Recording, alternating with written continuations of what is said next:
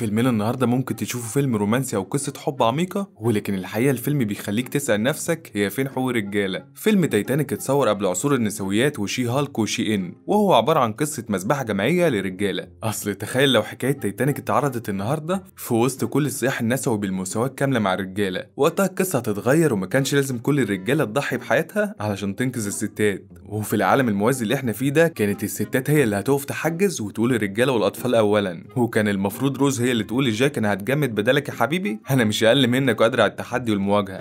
المهم قصة الفيلم بتبدأ لما راجل عنده طاقم استكشافي بيدور على كنوز سفينة تايتانيك، وهو بيلاقي صندوق بيفتكر انه لقى كنز كبير، بس اول ما بيفتح الصندوق بيتصدم لما بيلاقي صورة لبنت جميلة سلابوتة خالص، ومش لابسة غير سلسلة فيها مسة كبيرة قوي، ولكن هو بيتجاهل الماسة وبيركز في الحاجات الحساسة. أنا فعلا حقير فعلا. وبيدور على صاحبة الصورة علشان يفهم ده طبيعي ولا تجميل. وبعد رحلة بحث وتدوير بيلاقي الست دي، ودي الست روز العجوز، طبعا هي اللي بتحكي قصة الفيلم كله بعد ما عاشت على تضحية عمر الشاب جاك خيرة شباب البلد، وهي اللي نجت من غرق السفينة وبقت معمرة الحمد لله. وده اخويا جاك شاب فقير طموح لسه بيبدأ رحلة حياته، وهو بيكسب تذكرة رحلة في السفينة الأسطورية تايتانيك، ولكن الحظ ما بيرحمهوش، وبدل ما يستغل موهبته وطموحه في انه يتعرف على واحد مهم في السفينة كلها ناس من ايجيبت ويقدم له اعماله الفنية يمكن يفتح له معرض او يخليه CEO في شركة في التجمع، وبيقع جاك في وهم الحب الأسطوري وبيبتدي يتعرف على روز البنت الجامدة اللي أسرتها حيرة العلماء. ولكن في مشكلة، وهي ان روز كانت مسافرة مع امها خطيبها قال اللي عايشين حياتهم في الرحاب، وبيكون واضح كده ان ام روز وخطيبها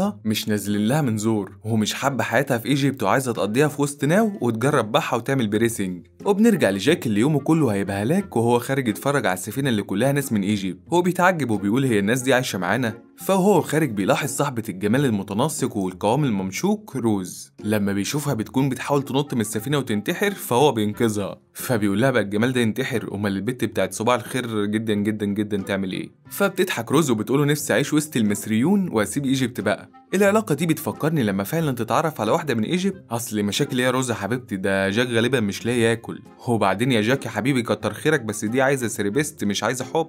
نرجع لمرجوعنا واللي بيكتشف جاك ان روز مخطوبه لراجل غني وعنصري اسمه كول، وعلشان كول صاحب واجب قال له تعالى اتغدى معانا عاملين تشيكن وسلطه وطحين ايه ما اقولكش، تعالى كل معانا انت انقذت روز. جاك بيتصدم بقى ما هو عامل معاه واجب وكان في نيته ياخدها قهوه الحريه بعد الرحله دي، ولكن بيوافق على دعوه العشاء علشان يشوف الناس اللي من ايجيبت دول بياكلوا ايه. حساب بقى السندوتشات دي. بيبتدي بقى جاك يقعد قعدة حموات في العشاء ده مع ام روز والعيله الكريمه، وبيحس انهم مش حابينه ولا بلعين التعامل معاه، ولكن جاك وروز حبهم بيتحدى العالم وبياخدها ترقص رقصة انتي شواجري مع ركاب الدرجة التانية، وكمان قرر يعلمها اهم حاجة في علاقة الحب وازاي تتف التفة تلزق. وطبعا روز انبهرت بتفة جاك واتعلقت بيه اكتر، وده اكبر دليل ان الست مش مكانها المطبخ، ده مكانها العباسية قسم الحالات الحرجة. يعني عايزك بس تتخيل ان التفة دي خلت بنت تعيط وتقول نفسي في حب من النوع ده، امال بتروحوا محاكم الاسرة ليه لما بتلاقوه بيشخر؟ ما عندنا خيرة شباب مصري بيتفوا التفة تفلق ازازة، ولا هي عودة الخواجة وخلاص. المهم بتبتدي روز تحب الحياة وتحس انها لقت فارس احلامها ابو مكنة الصيني اللي هيوديها وسط ناو علشان يتفوا على بعض هناك براحتهم. وطبعا الاحداث بتودينا وتجيبنا لحد ما علاقه جاك وروز توصل لحته فيها اعراض، وجاك بيقول لها ما تيجي ارسمك زي خليفه. روز بتفتكر قصده على البرج وبتقول له ماشي، ولما بيدخلوا بيقول لها برج ايه انا كان قصدي ماي خليفه في احدث اعمالها الدراميه. وبيخلص جاك الرسمه وبيقول لها طب ما تيجي نطبق عملي. وفي الوقت ده قلبي يحس بالعلاقه المريبه اللي كلها ايحاءات وتفات ورسومات والوان وعلاقات جنسية كاملة، لكن مش بيهتم اصله عارف ان جاك اخره يعلمها التفافه، بس لما تعوز برو ماكس مش هتلاقي غير قال قدامها. وفي وسط الحب والرقص والرسومات وبرج خليفه وماي خليفه والصراعات الطبقيه وعلاقات جنسية كاملة، بعد ما علمها طريقه رسم تشريح جسم الانسان، وفجاه السفينه بتخبط في جبل تلج خبطه خلت روز تتخض وتقول لجاك ما تيجي نجرب رسمه كمان.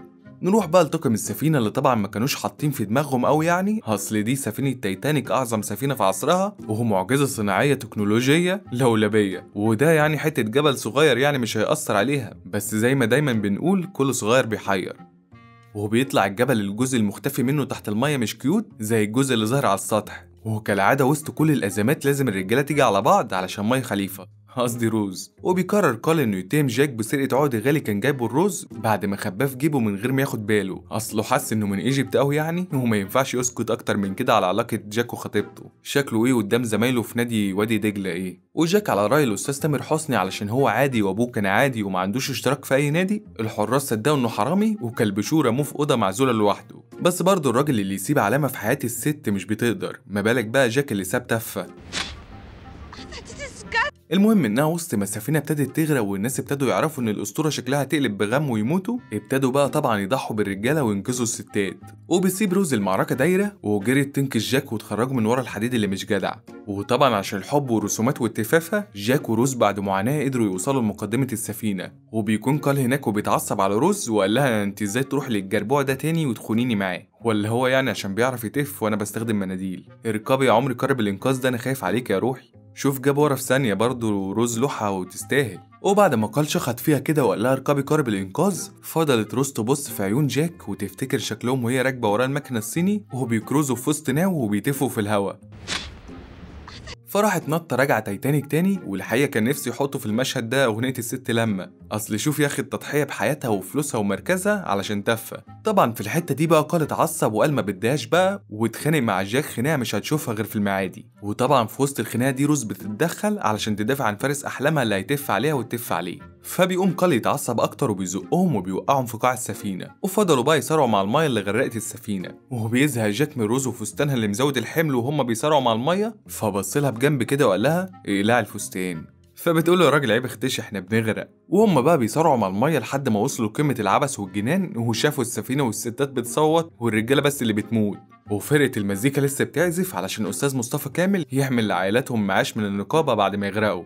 وبيجي بقى مشهد جاك وروز المنتظر لما السفينه غرقت وهم بيلاقوا باب عايم، فبيقرر جاك انه يضحي ويغرق لوحده ويسيب الباب كله لروز علشان تعوم براحتها. وبتفضل روز فوق الباب تعزم على جاك يطلع معاها، ولكن هو بيقول لها عشانك يا روز هجمد صوابع رجليها الجوز. وهو بيصمم جاك انه يفضل في الميه المتجمده دي، ادي اخره اللي يشوف نوتزات ويرسم لوحات. وبيفضل المشهد العبثي ده مستمر لحد ما جاك بيتحول لمكعب تلج، وروز بتبص وهي حزينه وبتوطي على ودنه وبتقول له اتفوق.